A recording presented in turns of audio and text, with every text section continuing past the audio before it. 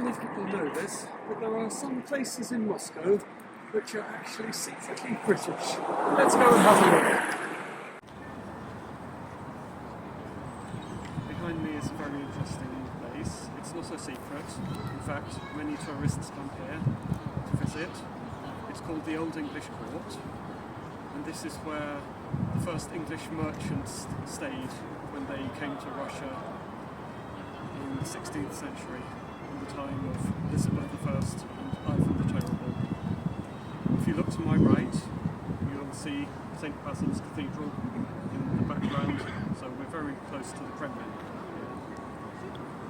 Actually, if you look closer, you'll see a plaque showing that another Elizabeth II, opened the museum here when she visited in 1994. Behind me you can see some of the goods which were traded between Russia and England in the 16th century. Things like canvas for sails, rope, fur, wax, wine, and guns, as you can see.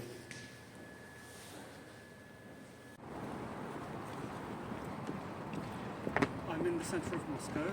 If you can read Cyrillic, as you'll see, the street name says Ryusov Perulok.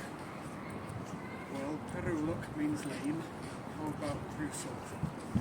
In fact, it was named after this man, Jacob or James Bruce. He was from the ancient Scottish Bruce clan, meaning that one of his ancestors was the famous Robert the Bruce. It was also named after his nephew, Alexander.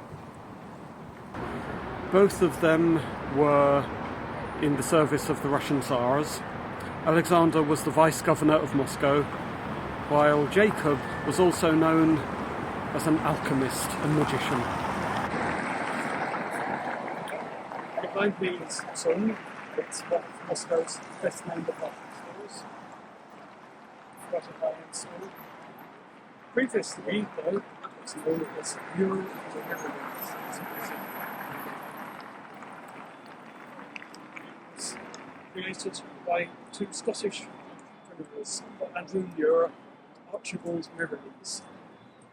They came separately to Russia in the 19th century. First they set up business in St. Petersburg, then they moved to Moscow. Oh, Tim, are you crazy? That's the Bolshoi Theatre. You can't get anything more Russian than that.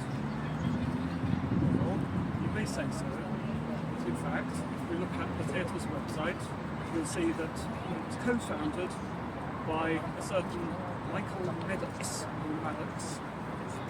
who was a classified English man, an entrepreneur and equilibrist. That's an old term for an acrobat or tightrope walker. He brought his theatre troupe to Moscow in the 18th century, and they performed various shows and plays. Behind me you can see a church. It's an Anglican church, actually. It was built at the end of the 19th century. It's St. Andrew's Church. I guess it counts as a secret because, as you can see, it's kind of secluded. Let's go and have a look inside. We're inside St. Andrew's Anglican Church in Moscow. It's a working church. They have services and various concerts and shows.